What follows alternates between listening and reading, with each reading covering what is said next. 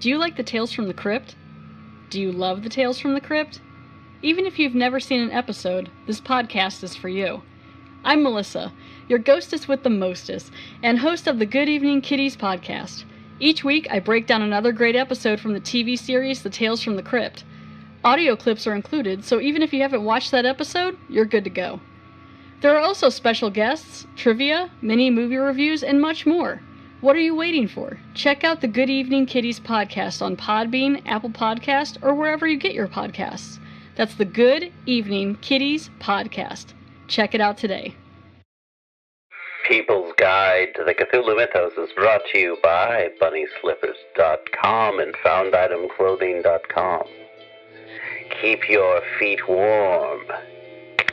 Or get something cool for Christmas. You know, Christmas is coming eventually. Be prepared. Get a cool shirt from your favorite cult film. Look cool like Booger from Revenge of the Nerds. He's cool, right? Curtis Armstrong, still a cool guy? That's what I thought. People's Guide to the Cthulhu Mythos.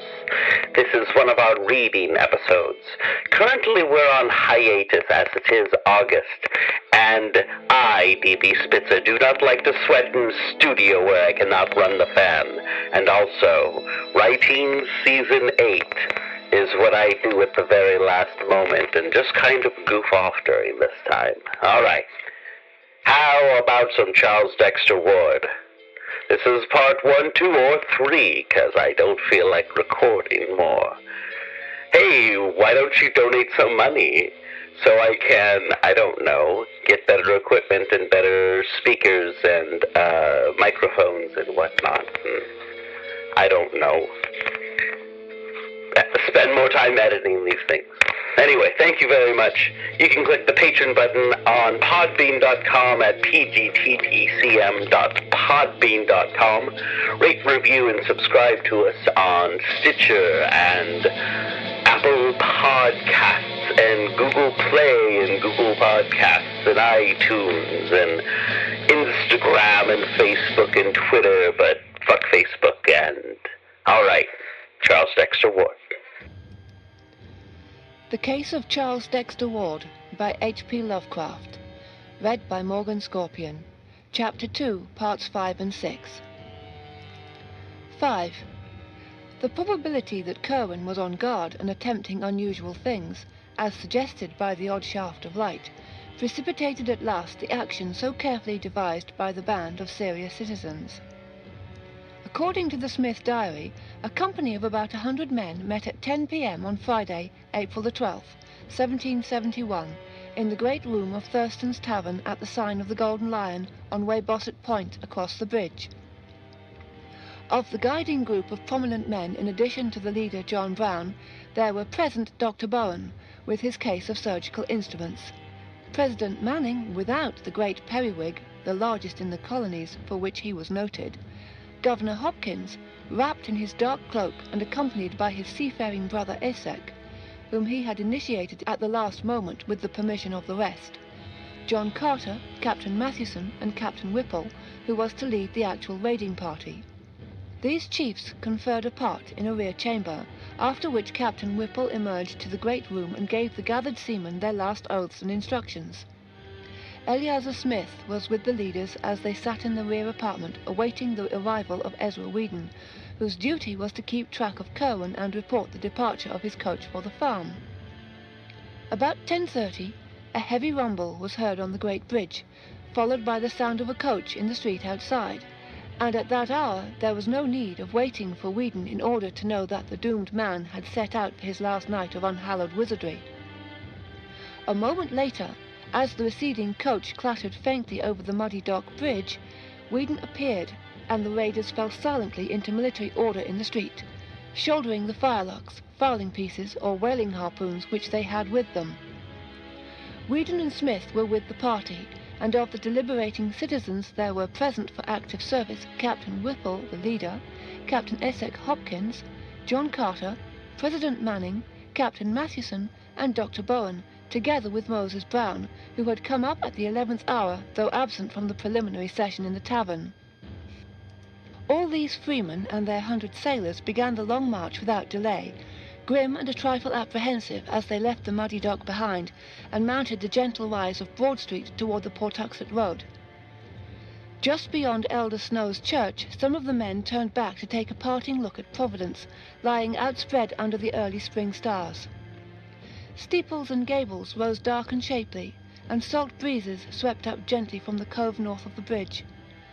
Vega was climbing above the great hill across the water, whose crest of trees was broken by the roofline of the unfinished college edifice.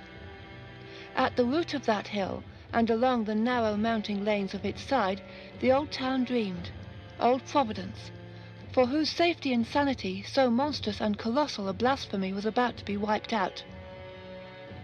An hour and a quarter later the raiders arrived, as previously agreed, at the Fenner farmhouse, where they heard a final report on their intended victim. He had reached his farm over half an hour before, and the strange light had soon afterwards shot once more into the sky, but there were no lights in any visible windows. This was always the case of late. Even as this news was given, another great glare arose toward the south, and the party realized that they had indeed come close to the scene of awesome and unnatural wonders. Captain Whipple now ordered his force to separate into 3 divisions, one of 20 men under Eleazar Smith to strike across to the shore and guard the landing place against possible reinforcements for Kirwan until summoned by a messenger for desperate service, a second of 20 men under Captain Essex Hopkins to steal down into the river valley behind the Kirwan farm and demolish with axes or gunpowder the oaken door in the high, steep bank, and the third to close in on the house and adjacent buildings themselves. Of this division, 1/3 was to be led by Captain Mathewson to the cryptical stone edifice with high narrow windows, another third to follow Captain Whipple himself to the main farmhouse, and the remaining third to preserve a circle around the whole group of buildings until summoned by a final emergency signal. The river party would break down the hillside door at the sound of a single whistle blast, then wait and capture anything which might issue from the regions within. At the sound of 2 whistle blasts, it would advance through the aperture to oppose the enemy or join the rest of the raiding contingent. The party at the stone building would accept these respective signals in an analogous manner, forcing an entrance at the first, and at the second descending whatever passage into the ground might be discovered, and joining the general or focal warfare expected to take place within the caverns. A third, or emergency signal of 3 blasts, would summon the immediate reserve from its general guard duty, its 20 men dividing equally and entering the unknown depths through both farmhouse and stone building. Captain Whipple's belief in the existence of catacombs was absolute, and he took no alternative into consideration when making his plans. He had with him a whistle of great power and shrillness, and did not fear any upsetting or misunderstanding of signals. The final reserve at the landing, of course, was nearly out of the whistle's range, hence would require a special messenger if needed for help. Moses Brown and John Carter went with Captain Hopkins to the riverbank, while President Manning was detailed with Captain Mathewson to the stone building. Dr. Bowen, with Ezra Whedon, remained in Captain Whipple's party, which was to storm the farmhouse itself. The attack was to begin as soon as a messenger from Captain Hopkins had joined Captain Whipple to notify him of the river party's readiness. The leader would then deliver the loud single blast, and the various advance parties would commence their simultaneous attack on 3 points. Shortly before 1 a.m. the 3 divisions left the Fenner farmhouse, one to guard the landing, another to seek the river valley and the hillside door, and the third to subdivide and attend to the actual buildings of the Kirwan farm. Eleazar Smith, who accompanied the shore-guarding party, records in his diary an uneventful march and a long wait on the bluff by the bay, broken once by what seemed to be the distant sound of the signal whistle, and again by a peculiar muffled blend of roaring and crying, and a powder blast which seemed to come from the same direction. Later on, one man thought he caught some distant gunshots, and still later Smith himself felt the throb of titanic and thunderous words resounding in upper air. It was just before dawn that a single haggard messenger, with wild eyes and a hideous unknown odour about his clothing, appeared and told the detachment to disperse quietly to their homes, and never again think or speak of the night's doings, or of him who had been Joseph Kirwan. Something about the bearing of the messenger carried a conviction which his mere words could never have conveyed, for although he was a seaman well known to many of them, there was something obscurely lost or gained in his soul which set him for evermore apart. It was the same later on when they met other old companions who had gone into that zone of horror.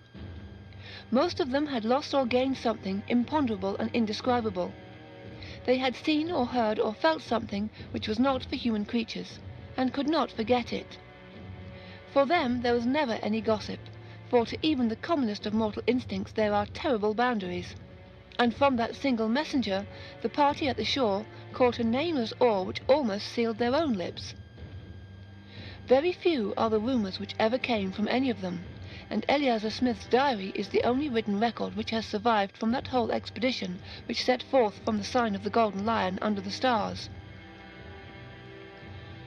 Charles Ward, however, discovered another vague sidelight in some Fenner correspondence which he found in New London, where he knew another branch of the family had lived. It seemed that the Fenners, from whose house the doomed farm was distantly visible, had watched the departing column of raiders, and had heard very clearly the angry barking of the Curwen dogs, followed by the first shrill blast which precipitated the attack. This blast had been followed by a repetition of the great shaft of light from the stone building, and in another moment, after a quick sounding of the second signal ordering a general invasion, there had come a subdued prattle of musketry, followed by a horrible roaring cry, which the correspondent Luke Fenner had represented in his epistle by the characters "Wah, wah." This cry, however, had possessed a quality which no mere writing could convey, and the correspondent mentions that his mother fainted completely at the sound.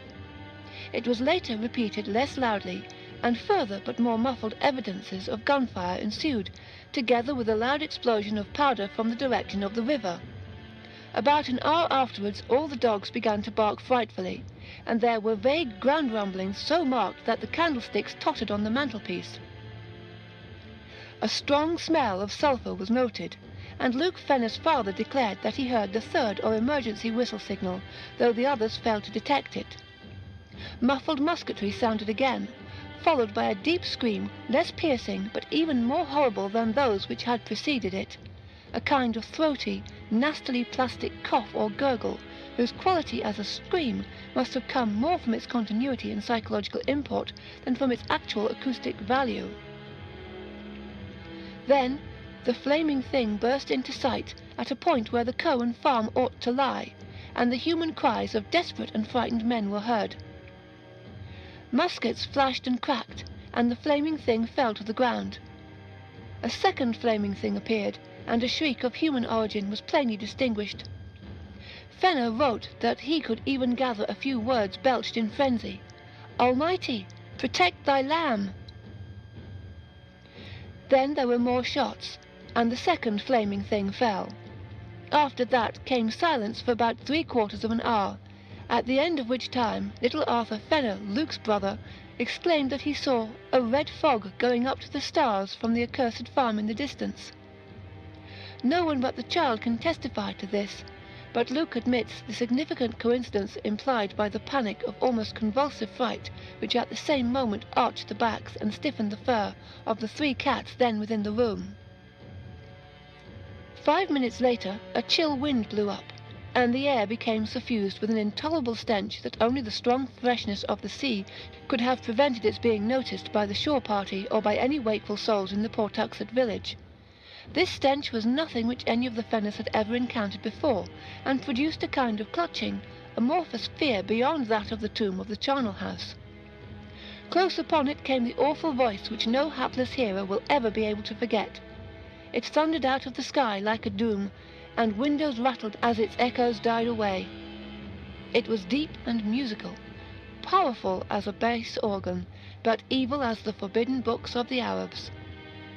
What it said no man can tell, for it spoke in an unknown tongue, but this is the writing Luke Fenner set down to portray the demoniac intonations. Disney's Cheshet Bone Dosefe Duvena Elitemos. Not till the year 1919 did any soul link this crude transcript with anything else in mortal knowledge, but Charles Ward paled as he recognized what Mirandola had denounced in Shudders as the ultimate horror among black magic's incantations. An unmistakable human shout or deep chorused scream seemed to answer this malign wonder from the Curwen farm, after which the unknown stench grew complex with an added odour equally intolerable. A wailing distinctly different from the scream now burst out, and was protracted ululantly, in rising and falling paroxysms. At times it became almost articulate, though no auditor could trace any definite words, and at one point it seemed to verge towards the confines of diabolic and hysterical laughter. Then a yell of utter, ultimate fright and stark madness wrenched from scores of human throats, a yell which came strong and clear despite the depth from which it must have burst, after which darkness and silence ruled all things. Spirals of acrid smoke ascended to blot out the stars, though no flames appeared, and no buildings were observed to be gone or injured on the following day. Toward dawn, 2 frightened messengers with monstrous and unplaceable odours saturating their clothing knocked at the Fenner door and requested a keg of rum, for which they paid very well indeed. One of them told the family that the affair of Joseph Curwen was over, and that the events of the night were not to be mentioned again. Arrogant as the order seemed, the aspect of him who gave it took away all resentment and lent it a fearsome authority, so that only these furtive letters of Luke Fenner, which he urged his Connecticut relatives to destroy, remained to tell us what was seen and heard. The non-compliance of that relative, whereby the letters were saved after all, has alone kept the matter from a merciful oblivion. Charles Ward had one detail to add as a result of a long canvass of Pawtuxet residents for ancestral traditions. Old Charles Slocum of that village said that there was known to his grandfather a queer rumour concerning a charred, distorted body found in the fields a week after the death of Joseph Curwen was announced. What kept the talk alive was the notion that this body, so far as could be seen in its burnt and twisted condition, was neither thoroughly human nor wholly allied to any animal which Pawtuxet folk had ever seen or read about. Part 6. Not one man who participated in that terrible raid could ever be induced to say a word concerning it, and every fragment of the vague data which survives comes from those outside the final fighting party. There is something frightful in the care with which these actual raiders destroyed each scrap which bore the least allusion to the matter. 8 sailors had been killed, but although their bodies were not produced, their families were satisfied with the statement that a clash with customs officers had occurred. The same statement also covered the numerous cases of wounds, all of which were extensively bandaged and treated only by Dr. Japers Bowen, who had accompanied the party. Hardest to explain was the nameless odour clinging to all the raiders, a thing which was discussed for weeks. Of the citizen leaders, Captain Whipple and Moses Brown were most severely hurt, and letters of their wives testify the bewilderment which their reticence and close guarding of their bandages produced. Psychologically, every participant was aged, sobered, and shaken. It is fortunate that they were all strong men of action and simple, orthodox religionists, for with more subtle introspectiveness and mental complexity they would have fared ill indeed. President Manning was the most disturbed, but even he outgrew the darkest shadow, and smothered memories in prayers. Every man of those leaders had a stirring part to play in later years, and it is perhaps fortunate that this is so. Little more than a 12-month afterwards, Captain Whipple led the mob who burnt the revenue ship Gaspee, and in this bold act we may trace one step in the blotting out of unwholesome images. There was delivered to the widow of Joseph Curwen a sealed leaden coffin of curious design, obviously found ready on the spot when needed, in which she was told her husband's body lay. He had, it was explained, been killed in a customs battle about which it was not politic to give details. More than this no tongue ever uttered of Joseph Curwen's end, and Charles Ward had only a single hint wherewith to construct a theory. This hint was the merest thread, a shaky underscoring of a passage in Jedediah Orne's confiscated letter to Curwen, as partly copied in Ezra Whedon's handwriting. The copy was found in the possession of Smith's descendants, and we are left to decide whether Whedon gave it to his companion after the end, as a mute clue to the abnormality which had occurred, or whether, as is more probable, Smith had it before, and added the underscoring himself from what he had managed to extract from his friend by shrewd guessing and adroit cross-questioning. The underlined passage is merely this: "I say to you again, do not call up any that you cannot put down, by the which I mean any that can in turn call up somewhat against you, whereby your powerfulest devices may not be of use. Ask of the lesser, lest the greater shall not wish to answer, and shall command more than you." In the light of this passage, and reflecting on what last unmentionable allies a beaten man might try to summon in his direst extremity, Charles Ward may well have wondered whether any citizen of Providence killed Joseph Curwen. The deliberate effacement of every memory of the dead man from Providence life and annals was vastly aided by the influence of the raiding leaders. They had not at first meant to be so thorough, and had allowed the widow and her father and child to remain in ignorance of the true conditions. But Captain Tillinghast was an astute man, and soon uncovered enough rumours to whet his horror and cause him to demand that the daughter and granddaughter change their name, burn the library and all remaining papers, and chisel the inscription from the slate slab above Joseph Curwen's grave. He knew Captain Whipple well, and probably extracted more hints from that bluff mariner than anyone else ever gained respecting the end of the accursed sorcerer. From that time on, the obliteration of Curwen's memory became increasingly rigid, extending at last by common consent even to the town records and files of the Gazette. It can be compared in spirit only to the hush that lay on Oscar Wilde's name for a decade after his disgrace, and in extent only to the fate of that sinful king of Wunazar in Lord Dunsany's tale, whom the gods decided must not only cease to be, but must cease ever to have been. Mr. Tillinghast, as the widow became known after 1772, sold the house in Olney Court and resided with her father in Powers Lane till her death in 1817. The farm at Pawtuxet, shunned by every living soul, remained to moulder through the years, and seemed to decay with unaccountable rapidity. By 1780 only the stone and brickwork were standing, and by 1800 even these had fallen to shapeless heaps. None ventured to pierce the tangled shrubbery on the river bank behind which the hillside door may have lain, nor did any try to frame a definite image of the scenes amidst which Joseph Curwen departed from the horrors he had wrought. Only robust old Captain Whipple was heard by alert listeners to mutter once in a while to himself, "Pox on that bastard, but he had no business to laugh while he screamed. 'Twas as though the damned bastard had something up his sleeve. For £50 I'd burn his goddamn home." End of parts 5 and 6, Chapter 2, The Case of Charles Dexter Ward, by H.P. Lovecraft, read by Morgan Scorpion.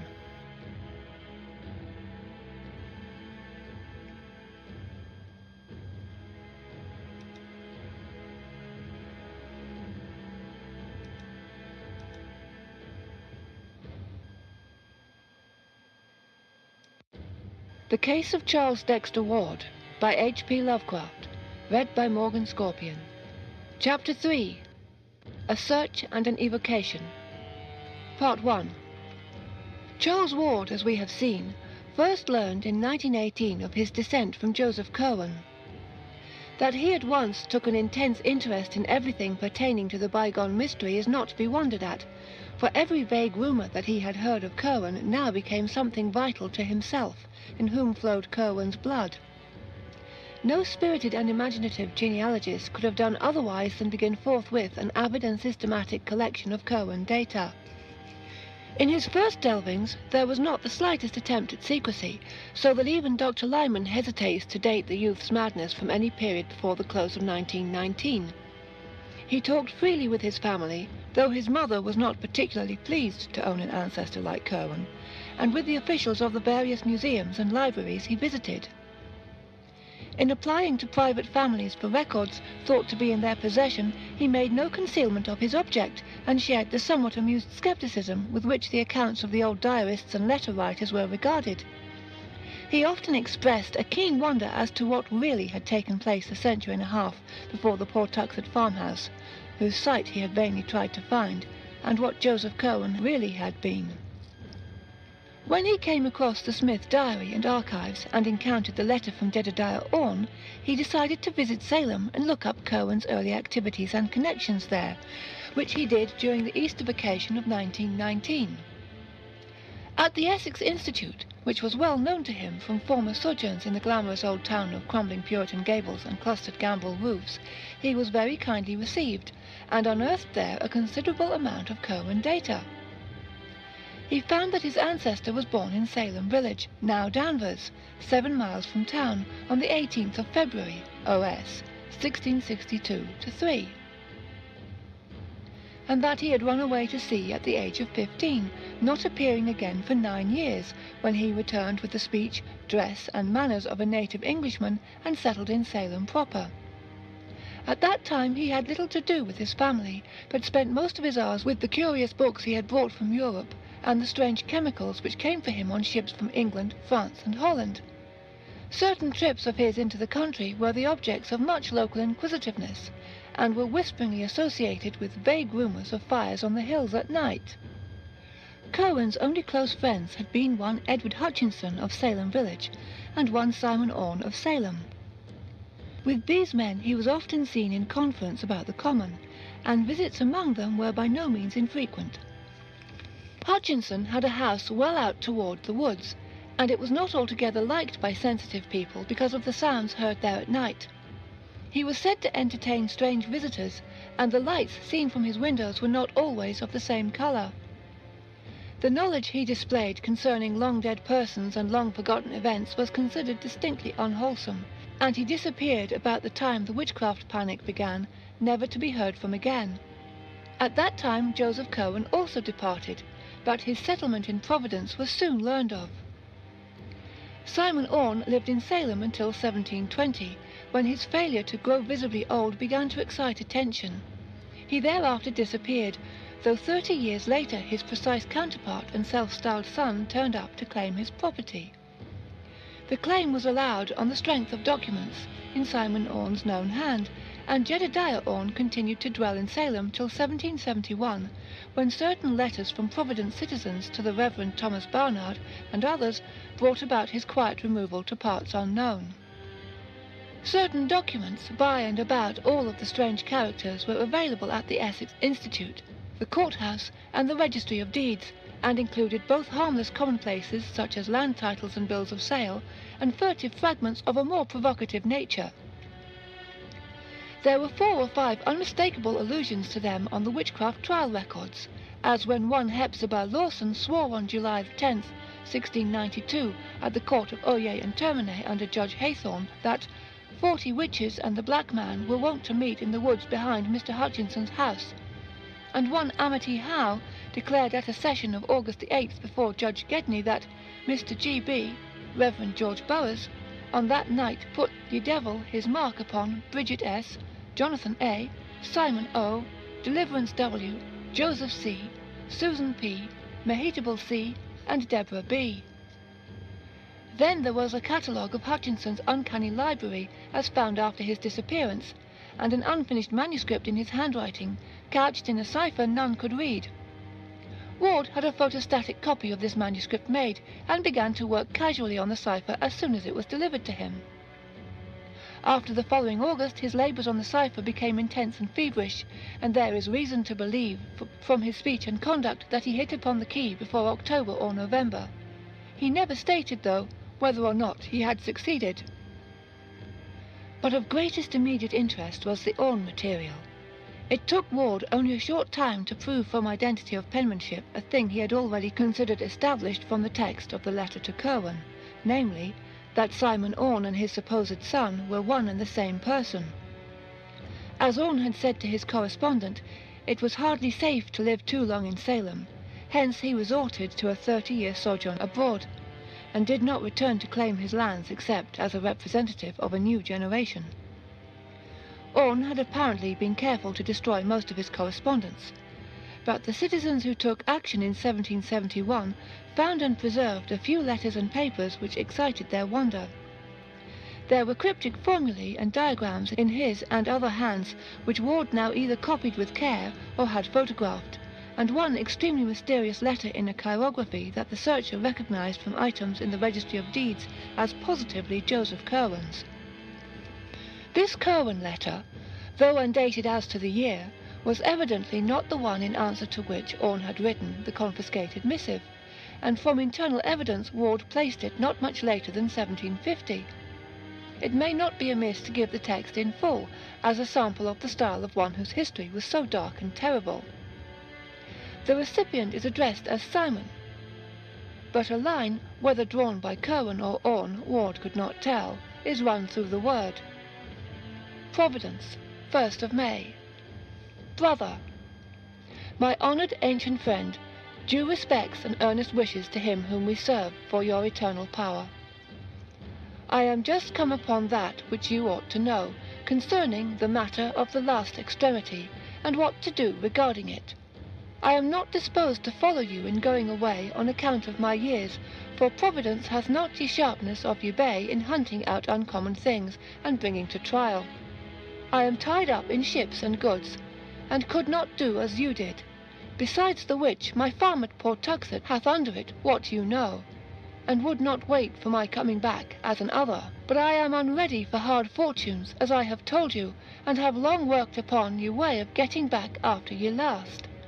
I last night struck on ye words that bring up Yog Sothoth, and saw for ye first time that face spoke of by Ibn Shakabeo in ye, and it said that ye third psalm in ye Liber Damnatus holds ye clavicle.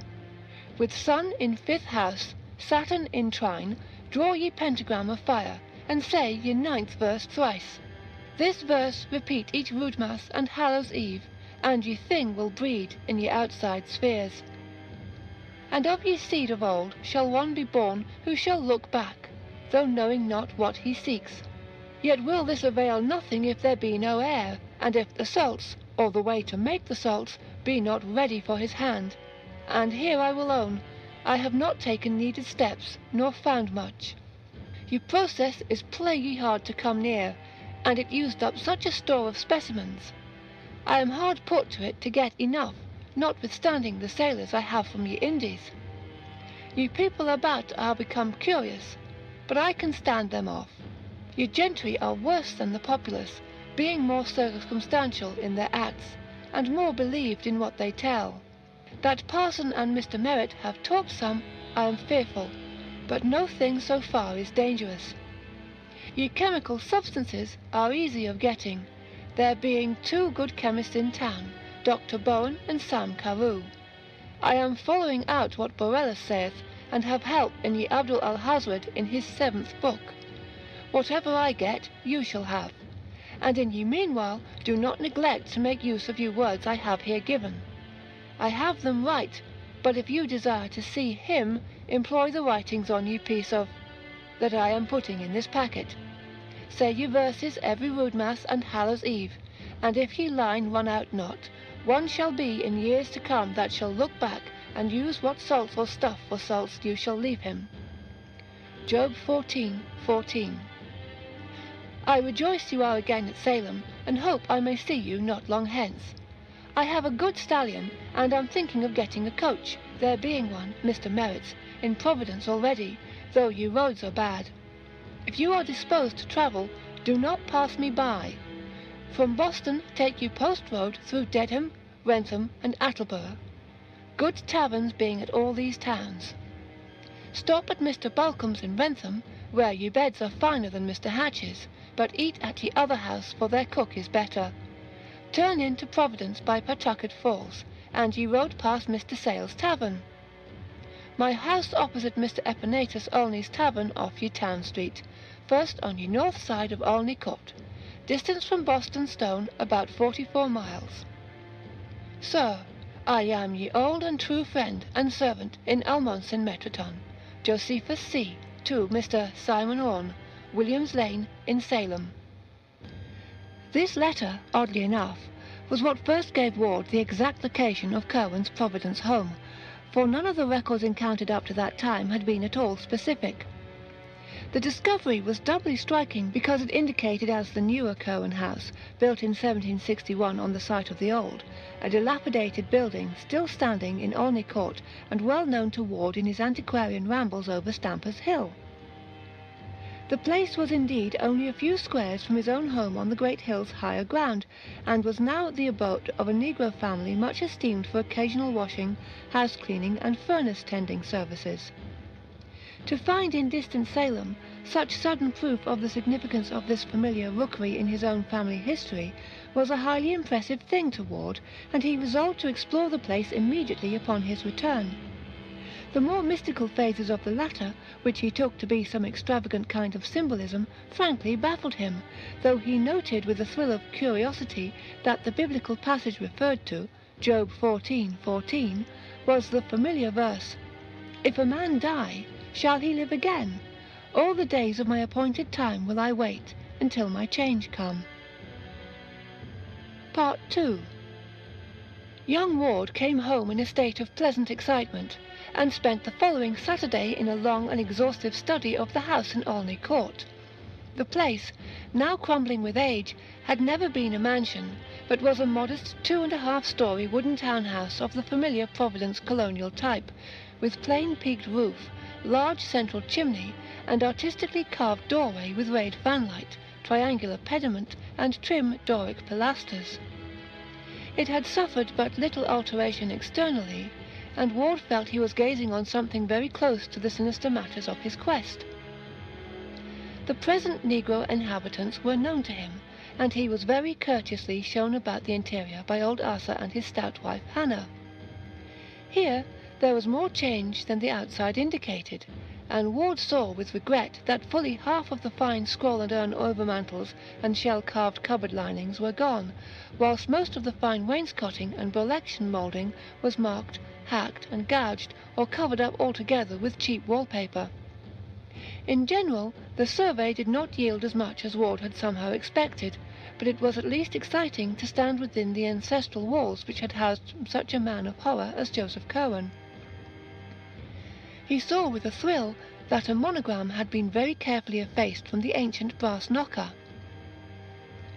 From then until after the close of school, Ward spent his time on the photostatic copy of the Hutchinson cipher and the accumulation of local Cowan data.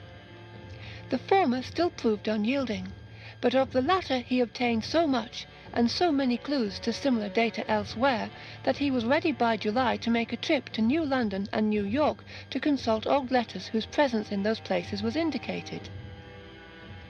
This trip was very fruitful, for it brought him the Fenner letters with their terrible description of the Pawtuxet farmhouse raid, and the Nightingale Talbot letters in which he learned of the portrait painted on a panel of the Cowan library. This matter of the portrait interested him particularly, since he would have given much to know just what Joseph Cowan looked like, and he decided to make a second search of the house in Olney Court to see if there might not be some trace of the ancient features beneath peeling coats of later paint or layers of mouldy wallpaper. Early in August that search took place, and Ward went carefully over the walls of every room sizable enough to have been by any possibility the library of the evil builder. He paid especial attention to the large panels of such overmantels as still remained, and was keenly excited after about an hour, when on a broad area above the fireplace in a spacious ground-floor room he became certain that the surface brought out by the peeling of several coats of paint was sensibly darker than any ordinary interior paint or the wood beneath it was likely to have been. A few more careful tests with a thin knife, and he knew that he had come upon an oil portrait of great extent. With truly scholarly restraint, the youth did not risk the damage which an immediate attempt to uncover the hidden picture with the knife might have been, but just retired from the scene of his discovery to enlist expert help. In 3 days he returned with an artist of long experience, Mr. Walter C. Dwight, whose studio is near the foot of College Hill, and that accomplished restorer of paintings set to work at once with proper methods and chemical substances. Old Asa and his wife were duly excited over their strange visitors, and were properly reimbursed for this invasion of their domestic hearth. As day by day the work of restoration progressed, Charles Ward looked on with growing interest at the lines and shades gradually unveiled after their long oblivion. Dwight had begun at the bottom. Hence, since the picture was a 3/4 length one, the face did not come out for some time. It was meanwhile seen that the subject was a spare, well-shaped man with dark blue coat, embroidered waistcoat, black satin small clothes, and white silk stockings, seated in a carved chair against the background of a window with wharves and ships beyond. When the head came out, it was observed to bear a neat Albemarle wig, and to possess a thin, calm, undistinguished face, which seemed somehow familiar to both Ward and the artist. Only at the very last, though, did the restorer and his client begin to gasp with astonishment at the details of that lean, pallid visage, and to recognize with a touch of awe the dramatic trick which heredity had played. For it took the final bath of oil and the final stroke of the delicate scraper to bring out fully the expression which centuries had hidden, and to confront the bewildered Charles Dexter Ward, dweller in the past, with his own living features in the countenance of his horrible great-great-great-grandfather.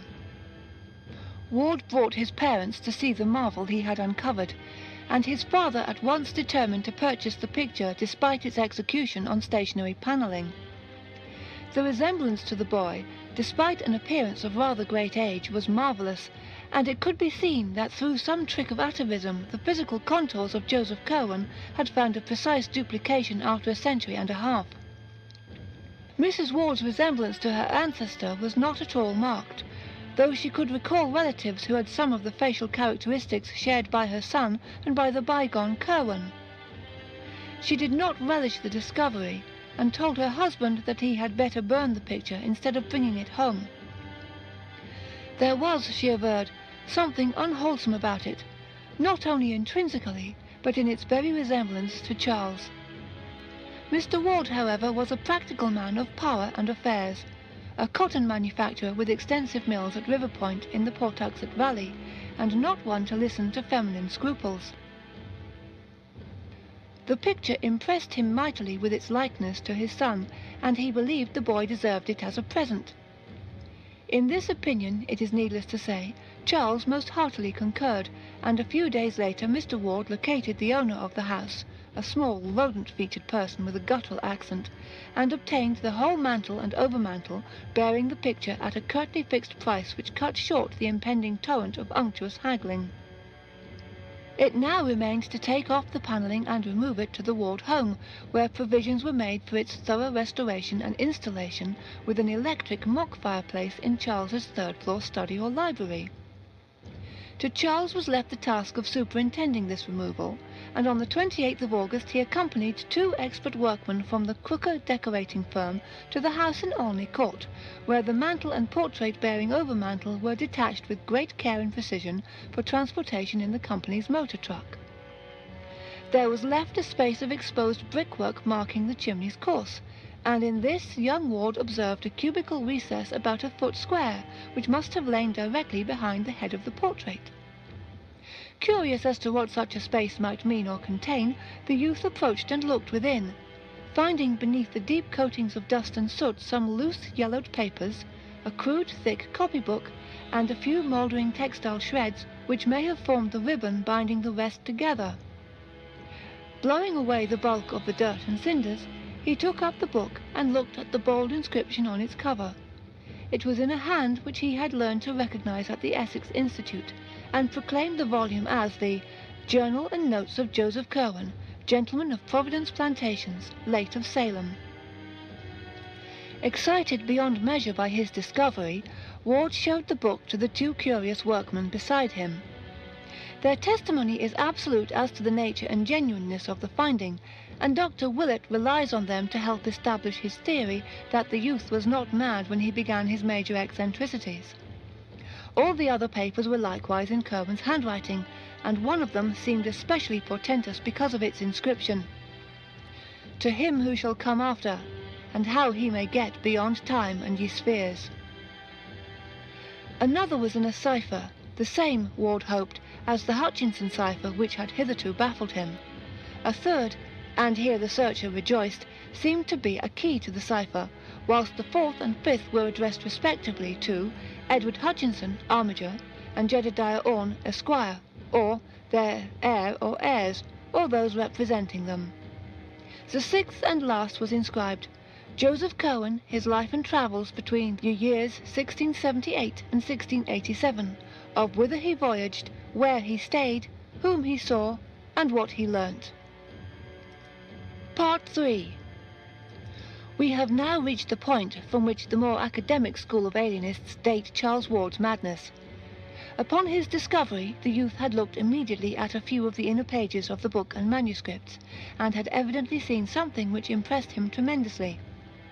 Indeed, in showing the titles to the workman, he appeared to guard the text itself with peculiar care, and to labour under a perturbation for which even the antiquarian and genealogical significance of the find could hardly account.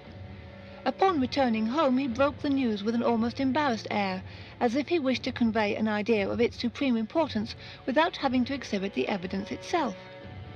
He did not even show the titles to his parents, but simply told them that he had found some documents in Joseph Cohen's handwriting, mostly in cipher, which would have to be studied very carefully before yielding up their true meaning. It is unlikely that he would have shown what he did to the workmen had it not been for their unconcealed curiosity. As it was, he doubtless wished to avoid any display of peculiar reticence which would increase their discussion of the matter. That night Charles Ward sat up in his room reading the new-found book and papers, and when day came he did not desist. His meals, on his urgent request when his mother called to see what was amiss, were sent up to him, and in the afternoon he appeared only briefly when the men came to install the Cohen picture and mantelpiece in his study. The next night he slept in snatches in his clothes, meanwhile wrestling feverishly with the unravelling of the cipher manuscript. In the morning his mother saw that he was at work on the photostatic copy of the Hutchinson cipher, which he had frequently shown her before, but in response to her query he said that the Cohen key could not be applied to it.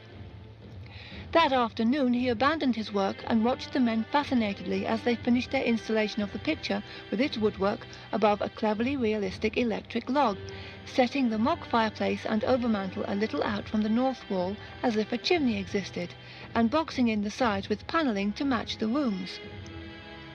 The front panel holding the picture was sawn and hinged to allow cupboard space behind it.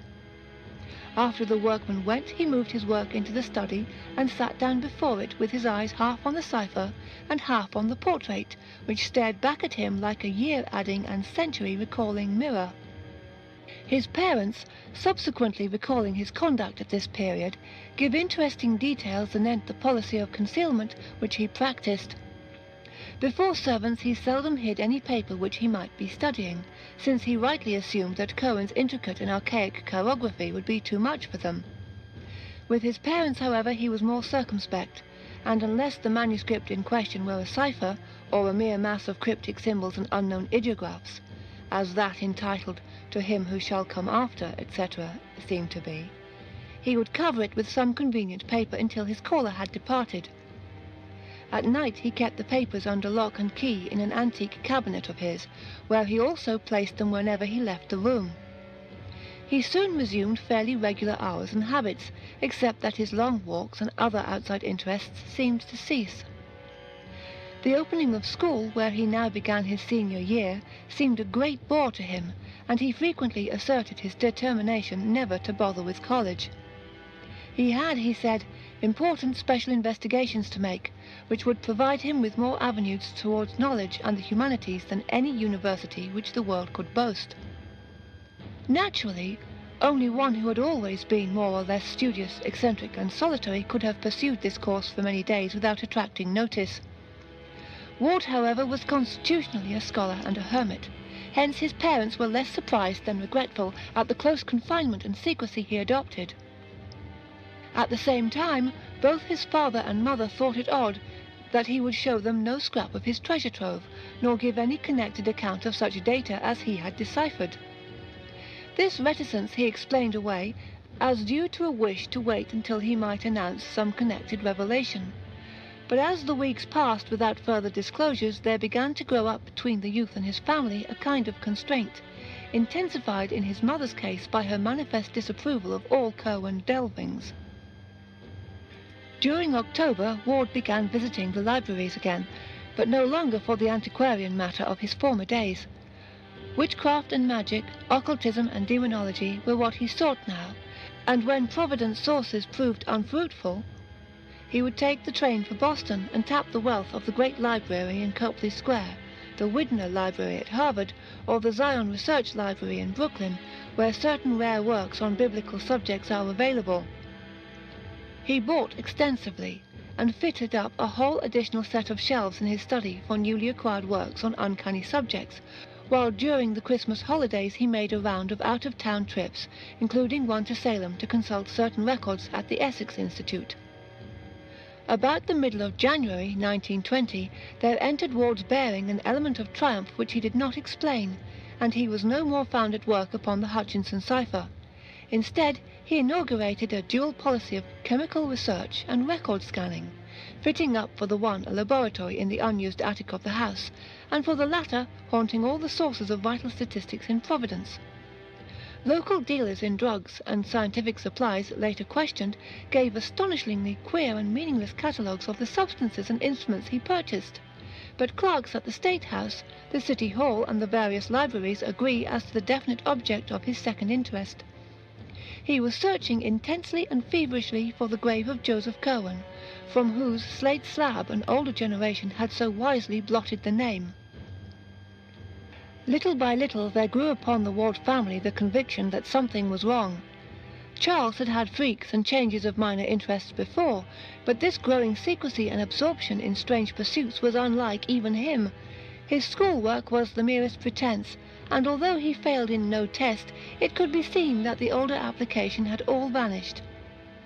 He had other concernments now, and when not in his new laboratory with a score of obsolete alchemical books, could be found either poring over old burial records downtown or glued to his volumes of occult lore in his study, where the startlingly, one almost fancied increasingly, similar features of Joseph Cohen stared blandly at him from the great overmantel on the north wall.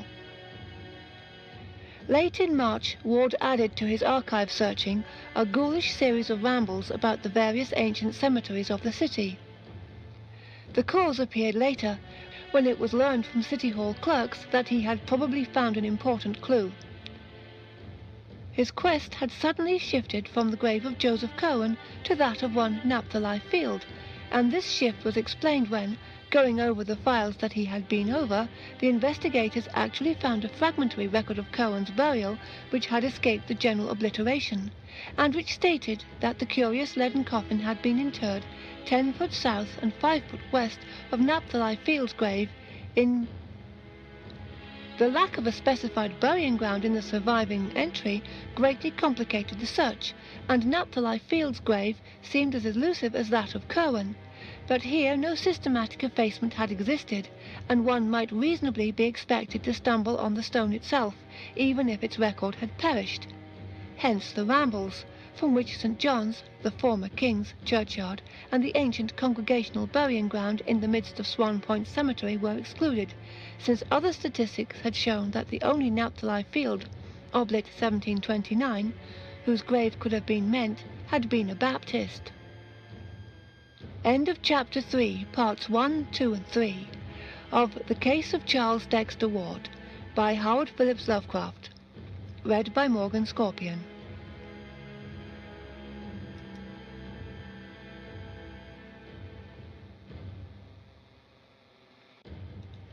The Case of Charles Dexter Ward, by H.P. Lovecraft.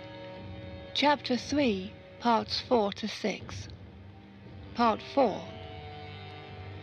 It was toward May when Dr. Willett, at the request of the senior Ward, and fortified with all the Cohen data which the family had gleaned from Charles in his non-secretive days, talked with the young man. The interview was of little value or conclusiveness, for Willett felt at every moment that Charles was thorough master of himself, and in touch with matters of real importance. But it at least forced the secretive youth to offer some rational explanation of his recent demeanour. Of a pallid, impassive type, not easily showing embarrassment, Ward seemed quite ready to discuss his pursuits, though not to reveal their object. He stated that the papers of his ancestor had contained some remarkable secrets of early scientific knowledge, for the most part in cipher, of an apparent scope comparable only to the discoveries of Friar Bacon, and perhaps surpassing even those. They were, however, meaningless, except when correlated with a body of learning now wholly obsolete, so that their immediate presentation to a world equipped only with modern science would rob them of all impressiveness and dramatic significance. To take their vivid place in the history of human thought, they must first be correlated by one familiar with the background out of which they evolved, and to this task of correlation Ward was now devoting himself.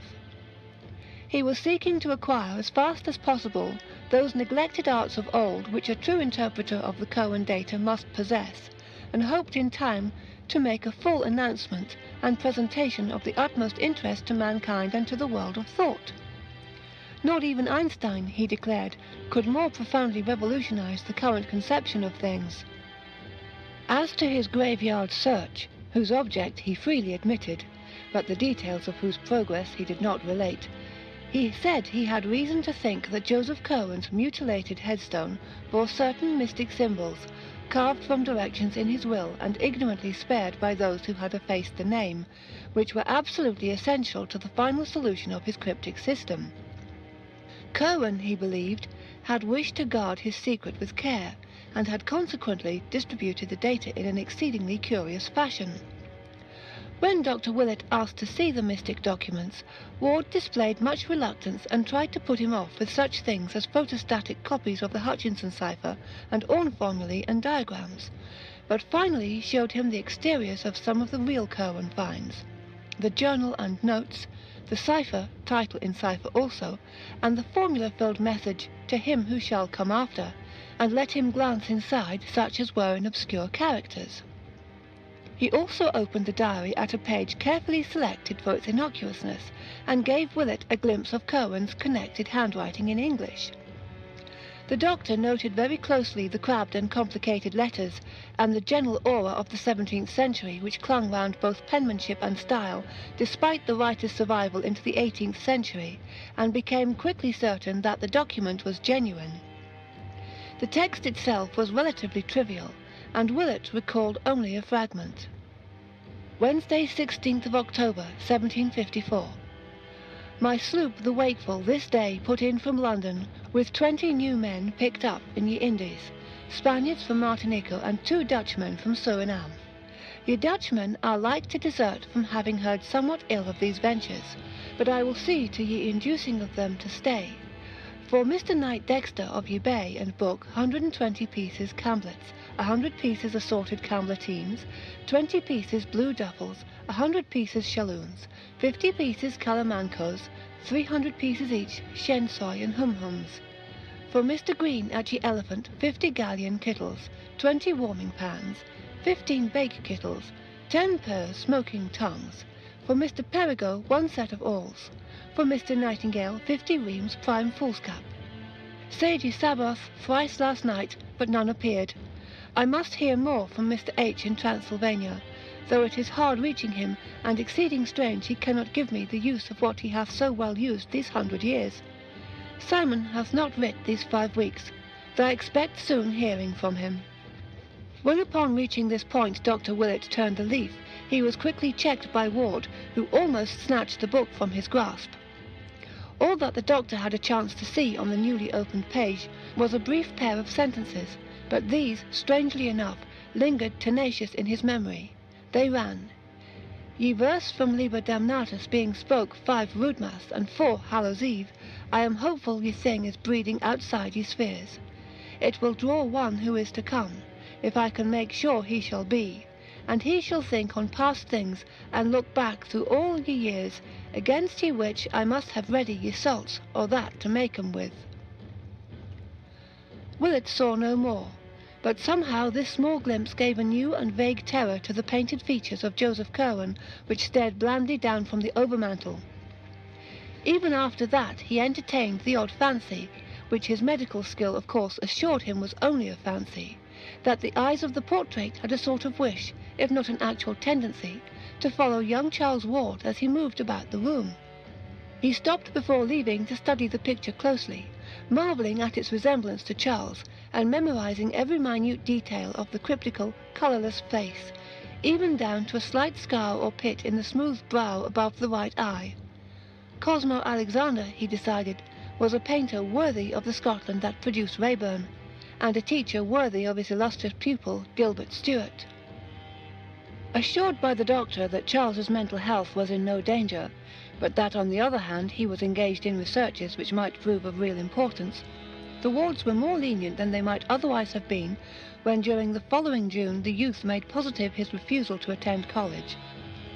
He had, he declared, studies of much more vital importance to pursue, and intimated a wish to go abroad the following year in order to avail himself of certain sources of data not existing in America. The senior ward, while denying his latter wish as absurd for a boy of only 18, acquiesced regarding the university, so that after a none too brilliant graduation from the Moses Brown School, there ensued for Charles a 3-year period of intensive occult study and graveyard searching. He became recognized as an eccentric, and dropped even more completely from the sight of his family's friends than he had been before, keeping close to his work and only occasionally making trips to other cities to consult obscure records. Once he went south to talk to a strange mulatto who dwelt in a swamp, and about whom a newspaper had printed a curious article. Again he sought a small village in the Adirondacks, whence reports of certain odd ceremonial practices had come, but still his parents forbade him the trip to the old world which he desired. Coming of age in April 1923, and having previously inherited a small competence from his maternal grandfather, Ward determined at last to take the European trip hitherto denied him. Of his proposed itinerary he would say nothing, save that the needs of his studies would carry him to many places, but he promised to write to his parents fully and faithfully. When they saw he could not be dissuaded, they ceased all opposition and helped as best they could, so that in June the young man sailed for Liverpool with the farewell blessings of his father and mother, who accompanied him to Boston and waved him out of sight from the White Star Pier in Charlestown. Letters soon told of his safe arrival, and of his securing good quarters in Great Russell Street, London, where he proposed to stay, shunning all family friends, till he had exhausted the resources of the British Museum in a certain direction. Of his daily life he wrote by little, for there was little to write. Study and experiment consumed all his time, and he mentioned a laboratory which he had established in one of his rooms. That he said nothing of antiquarian rambles in the glamorous old city, with its luring skyline of ancient domes and steeples, and its tangles of roads and alleys whose mystic convolutions and sudden vistas alternately beckon and surprise, was taken by his parents as a good index of the degree to which his new interests had engrossed his mind. In June 1924, a brief note told of his departure for Paris, to which he had before made 1 or 2 flying trips for material in the Bibliothèque Nationale. For 3 months thereafter he sent only postal cards, giving an address in the Rue Saint-Jacques and referring to a special search among rare manuscripts in the library of an unnamed private collector. He avoided acquaintances, and no tourists brought back reports of having seen him. Then came a silence, and in October the Wards received a picture card from Prague, Czechoslovakia, stating that Charles was in that ancient town for the purpose of conferring with a certain very aged man, supposed to be the last living possessor of some very curious medieval information. He gave an address in the Neustadt, and announced no more till the following January, when he dropped several cards from Vienna, telling of his passage through that city on the way toward a more easterly region whither one of his correspondents and fellow delvers into the occult had invited him. The next card was from Klausenburg in Transylvania, and told of Ward's progress towards his destination.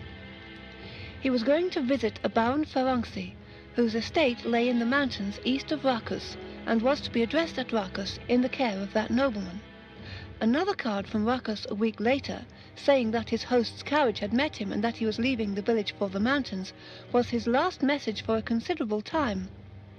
Indeed, he didn't reply to his parents' frequent letters until May, when he wrote to discourage the plan of his mother for a meeting in London, Paris or Rome during the summer, when the elder Wards were planning to travel to Europe. His researches, he said, were such that he could not leave his present quarters, while the situation of Baron Ferenczi's castle did not favour visits. It was on a crag in the dark wooded mountains, and the region was so shunned by the country folk that normal people could not help feeling ill at ease. Moreover, the Baron was not a person likely to appeal to correct and conservative New England gentlefolk. His aspect and manners had idiosyncrasies, and his age was so great as to be disquieting. It would be better, Charles said, if his parents would wait for his return to Providence, which could scarcely be far distant.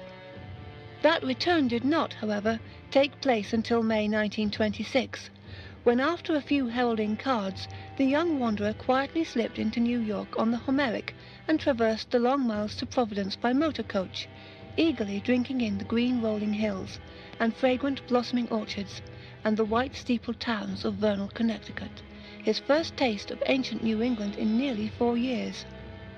When the coach crossed the Pawcatuck and entered Rhode Island amidst the fairy goldenness of a late spring afternoon, his heart beat with quickened force, and the entry to Providence along Reservoir and Elmwood avenues was a breathless and wonderful thing, despite the depths of forbidden law to which he had delved. At the high square where Broad, Weybosset, and Empire Streets join, he saw before and below him in the fire of sunset the pleasant, remembered houses and domes and steeples of the old town, and his head swam curiously as the vehicle rolled down to the terminal behind the Biltmore, bringing into view the great dome and soft, roof-pierced greenery of the ancient hill across the river, and the tall colonial spire of the First Baptist Church, limned pink in the magic evening against the fresh springtime verdure of its precipitous background. Old Providence! It was this place and the mysterious forces of its long, continuous history which had brought him into being, and which had drawn him back toward marvels and secrets whose boundaries no prophet might fix. Here lay the arcana, wondrous or dreadful as the case may be, for which all his years of travel and application had been preparing him. A taxicab whirled him through Post Office Square with its glimpse of the river, the old market house and the head of the bay, and up the steep curved slope of Waterman Street to Prospect, where the vast gleaming dome and sunset-flushed Ionic columns of the Christian Science Church beckoned northward. Then 8 squares past the fine old estates his childish eyes had known, and the quaint brick sidewalks, so often trodden by his youthful feet. And at last, the little white overtaken farmhouse on the right, on the left the classic Adam porch and stately facade of the great brick house where he was born. It was twilight, and Charles Dexter Ward had come home. 5. A school of alienists, slightly less academic than Dr. Lyman's, assigned to Ward's European trip the beginning of his true madness. Admitting that he was sane when he started, they believe that his conduct upon returning implies a disastrous change. But even to this claim Dr. Willett refuses to concede. There was, he insists, something later, and the queerness of the youth at this stage he attributes to the practice of rituals learned abroad. Odd enough things, to be sure, but by no means implying mental aberration on the part of their celebrant.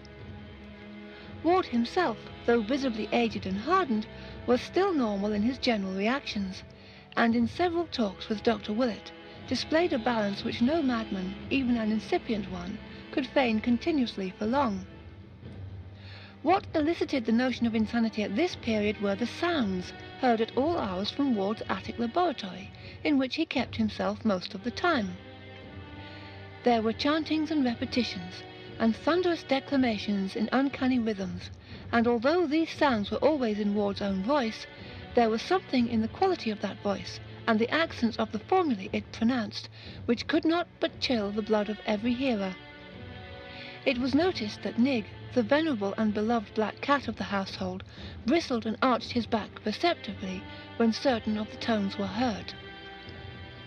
The odours occasionally wafted from the laboratory were likewise exceedingly strange. Sometimes they were very noxious, but more often they were aromatic, with a haunting, elusive quality which seemed to have the power of inducing fantastic images. People who smelled them had a tendency to glimpse momentarily mirages of enormous vistas, with strange hills or endless avenues of sphinxes and hippogriffs stretching off into infinite distance. Ward did not resume his old-time rambles, but applied himself diligently to the strange books he had brought home, and to equally strange delvings within his quarters, explaining that European sources had greatly enlarged the possibilities of his work, and promising great revelations in the years to come. His older aspect increased to a startling degree his resemblance to the Cowan portrait in his library, and Dr. Willett would often pause by the latter after a call, marvelling at the virtual identity, and reflecting that only the small pit above the picture's right eye now remained to differentiate the long-dead wizard from the living youth. These calls of Willett's, undertaken at the request of the senior wards, were curious affairs. Ward at no time repulsed the doctor, but the latter saw that he could never reach the young man's inner psychology. Frequently he noticed peculiar things about: little wax images of grotesque design on the shelves or tables, and the half-erased remnants of circles, triangles, and pentagrams in chalk or charcoal on the cleared central space of the large room. And always in the night those rhythms and incantations thundered, till it became very difficult to keep servants or suppress furtive talk of Charles's madness. In January 1927, a peculiar incident occurred. One night about midnight, as Charles was chanting a ritual whose weird cadence echoed unpleasantly through the house below, there came a sudden gust of chill wind from the bay, and a faint, obscure trembling of the earth which everyone in the neighbourhood noted. At the same time, the cat exhibited phenomenal traces of fright, while dogs bayed for as much as a mile around. This was the prelude to a sharp thunderstorm, anomalous for the season, which brought with it such a crash that Mr. and Mrs. Ward believed the house had been struck. They rushed upstairs to see what damage had been done, but Charles met them at the door to the attic, pale, resolute, and portentous, with an almost fearsome combination of triumph and seriousness on his face. He assured them that the house had not really been struck, and that the storm would be soon over. They paused, and looking through a window saw that he was indeed right, for the lightning flashed farther and farther off, whilst the trees ceased to bend in the strange frigid gust from the water. The thunder sank to a sort of dull mumbling chuckle, and finally died away. Stars came out, and the stamp of triumph on Charles Ward's face crystallized into a very singular expression. For 2 months or more after this incident, Ward was less confined than usual to his laboratory. He exhibited a curious interest in the weather, and made odd inquiries about the date of the spring thawing of the ground. One night late in March he left the house after midnight, and did not return till almost morning, when his mother, being wakeful, heard a rumbling motor draw up to the carriage entrance. Muffled oaths could be distinguished, and Mrs. Ward, rising and going to the window, saw 4 dark figures carrying a long, heavy box from a truck at Charles's direction, and carrying it within by the side door. She heard laboured breathing and ponderous footfalls on the stairs, and finally a dull thumping in the attic, after which the footfalls descended again, and the 4 reappeared outside and drove off in their truck. The next day Charles resumed his strict attic seclusion, drawing down the dark shades of his laboratory windows and appearing to be working on some metal substance. He would open the door to no one, and steadfastly refused all proffered food. About noon a wrenching sound, followed by a terrible cry and a fall, were heard, but when Mrs. Ward rapped at the door, her son at length answered faintly, and told her that nothing had gone amiss. The hideous and indescribable stench now welling out was absolutely harmless, and unfortunately necessary. Solitude was the one prime essential, and he would appear later for dinner. That afternoon, after the conclusion of some odd hissing sounds which came from behind the locked portal, he did finally appear, wearing an extremely haggard aspect, and forbidding anyone to enter the laboratory upon any pretext. This indeed proved the beginning of a new policy of secrecy, for never afterward was any other person permitted to visit either the mysterious gout workroom or the adjacent storeroom, which he cleaned out, furnished roughly, and added to his inviolable private domain as a sleeping apartment. Here he lived, with books brought up from his library beneath, till the time he purchased the Pawtuxet bungalow and moved to it all his scientific effects. In the evening Charles secured the paper before the rest of the family, and damaged part of it through an apparent accident. Later on, Dr. Willett, having fixed the date from statements by various members of the household, looked up an intact copy at the journal office and found that in the destroyed section the following small item had occurred. Nocturnal diggers surprised in North Burial Ground. Robert Hart, night watchman at the North Burial Ground, this morning discovered a party of several men with a motor truck in the oldest part of the cemetery, but apparently frightened them off before they had accomplished whatever their object may have been.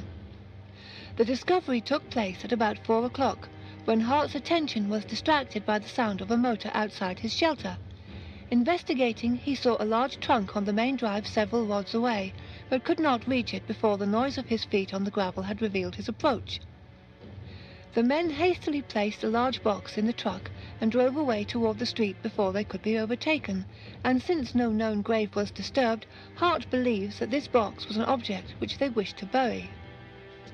The diggers must have been at work for a long while before detection, for Hart found an enormous hole dug at a considerable distance back from the roadway in the lot of a massa field, where most of the old stones have long ago disappeared. The hole, a place as large and deep as a grave, was empty, and did not coincide with any interment mentioned in the cemetery records. Sergeant Riley of the 2nd Station viewed the spot and gave the opinion that the hole was dug by bootleggers, rather gruesomely and ingeniously seeking a safe cache for liquor in a place not likely to be disturbed. In reply to questions, Hart said he thought the escaping truck had headed up Rochambeau Avenue, though he could not be sure. During the next few days, Charles Ward was seldom seen by his family. Having added sleeping quarters to his attic realm, he kept closely to himself there, ordering food brought to the door and not taking it in until after the servant had gone away. The droning of monotonous formulae and the chanting of bizarre rhythms recurred at intervals, while at other times occasional listeners could detect the sound of tinkling glass, hissing chemicals, running water, or roaring gas flames.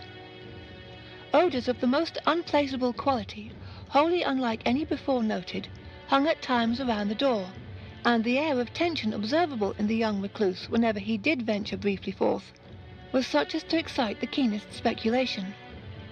Once he made a hasty trip to the Athenaeum for a book he required, and again he hired a messenger to fetch him a highly obscure volume from Boston. Suspense was written portentously over the whole situation, and both the family and Dr. Willett confessed themselves wholly at a loss what to do or think about it. 6. Then, on the 15th of April, a strange development occurred. While nothing appeared to grow different in kind, there was certainly a very terrible difference in degree, and Dr. Willett somehow attaches great significance to the change. The day was Good Friday, a circumstance of which the servants made much, but which others quite naturally dismiss as an irrelevant coincidence. Late in the afternoon, young Ward began repeating a certain formula in a singularly loud voice, at the same time burning some substance so pungent that its fumes escaped over the entire house. The formula was so plainly audible in the hall outside the locked door that Mrs. Ward could not help memorizing it as she waited and listened anxiously, and later on she was able to write it down at Dr. Willett's request. It ran as follows, and experts have told Dr. Willett that its very close analogue can be found in the mystic writings of Eliphas Levi, that cryptic soul who went through a crack in the forbidden door and glimpsed the frightful vistas of the void beyond. Per Adonai Elohim, Adonai Jehovah, Adonai Sabaoth, Metraton on Agglomatoon, Verbum Pythonicum, Mysterium Salamandrae, Conventus Silvorum, Antret Nomorum, Demonia Coeli God, Almonsin, Gibor, Jehoshua, Evam Zariat Natmek, Veni, Veni, Veni. This had been going on for 2 hours without change or intermission, when over all the neighbourhood a pandemoniac howling of dogs set in. The extent of this howling can be judged from the space it received in the papers the next day, but to those in the Ward household it was overshadowed by the odour which instantly followed it. A hideous, all-pervasive odour which none of them had ever smelt before or have ever smelt since. In the midst of this mephitic flood there came a very perceptible flash like that of lightning, which would have been blinding and impressive but for the daylight around, and then was heard the voice that no listener can ever forget because of its thunderous remoteness, its incredible depth, and its eldritch dissimilarity to Charles Ward's voice. It shook the house, and was clearly heard by at least 2 neighbours above the howling of the dogs. Mrs. Ward, who had been listening in despair outside her son's locked laboratory, shivered as she recognised its hellish imports. For Charles had told of its evil fame in dark books, and of the manner in which it had thundered, according to the Fenner letter, above the doomed Portuxet farmhouse on the night of Joseph Cohen's annihilation. There was no mistaking that nightmare phrase, for Charles had described it too vividly in the old days when he had talked frankly of his Cohen investigations. And yet it was only this fragment of an archaic and forgotten language. Dismis, Jeshet, Brene Dosef Tuvema, Enite Maus. Close upon this thundering there came a momentary darkening of the daylight, though sunset was still an hour distant, and then a puff of added odour different from the first but equally unknown and intolerable. Charles was chanting again now, and his mother could hear syllables that sounded like Yinash Yog Sothoth He Igeb Thordag, ending in a Ya, whose maniacal force mounted in an ear-splitting crescendo. A second later all previous memories were effaced by the wailing scream, which burst out with frantic explosiveness, and gradually changed form to a paroxysm of diabolic and hysterical laughter. Mrs. Ward, with the mingled fear and blind courage of maternity, advanced and knocked affrightedly at the concealing panels, but obtained no sign of recognition. She knocked again, but paused nervously as a second shriek arose, this one unmistakably in the familiar voice of her son, and sounding concurrently with the still bursting cachinnations of that other voice. Presently she fainted, although she is still unable to recall the precise and immediate cause. Memory sometimes makes merciful deletions. Mr. Ward returned from the business section at about 6:15, and not finding his wife downstairs, was told by the frightened servants that she was probably watching at Charles's door, from which the sounds had been far stranger than ever before. Mounting the stairs at once, he saw Mrs. Ward stretched out at full length on the floor of the corridor outside the laboratory, and realizing that she had fainted, hastened to fetch a glass of water from a set bowl in a neighbouring alcove. Dashing the cold fluid in her face, he was heartened to observe an immediate response on her part, and was watching the bewildered opening of her eyes when a chill shot through him and threatened to reduce him to the very state from which she was emerging. For the seemingly silent laboratory was not as silent as it had appeared to be, but held the murmurs of a tense, muffled conversation in tones too low for comprehension, yet of a quality profoundly disturbing to the soul. It was not, of course, new for Charles to mutter formulae, but this muttering was definitely different. It was so palpably a dialogue, or imitation of a dialogue, with the regular alteration of inflections suggesting question and answer, statement and response. One voice was undisguisedly that of Charles, but the other had a depth and hollowness which the youth's best powers of ceremonial mimicry had scarcely approached before. There was something hideous, blasphemous, and abnormal about it, and but for a cry from his recovering wife which cleared his mind by arousing his protective instincts, it is not likely that Theodore Howland Ward could have maintained for nearly a year more his old boast that he had never fainted. As it was, he seized his wife in his arms and bore her quickly downstairs before she could notice the voices which had so horribly disturbed him. Even so, however, he was not quick enough to escape catching something himself, which caused him to stagger dangerously with his burden.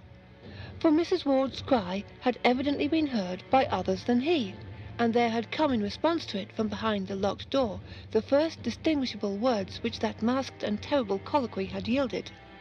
They were merely an excited caution in Charles's own voice, but somehow their implications held a nameless fright for the father who overheard them. The phrase was just this: "Shush, right." Mr. and Mrs. Ward conferred at some length after dinner, and the former resolved to have a firm and serious talk with Charles that very night.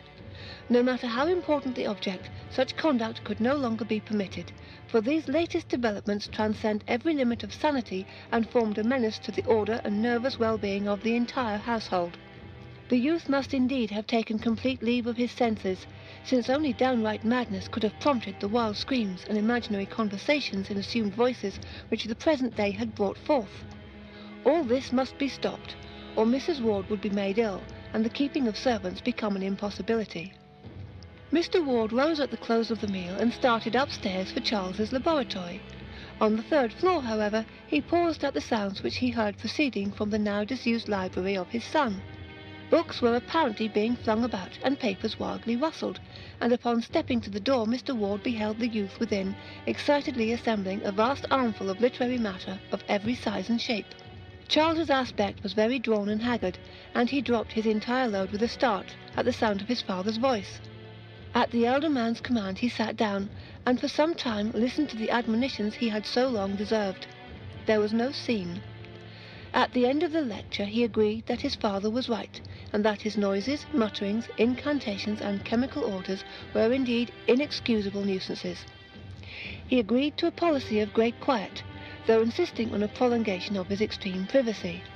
Much of his future work, he said, was in any case purely book research, and he could obtain quarters elsewhere for any such vocal rituals as might be necessary at a later stage.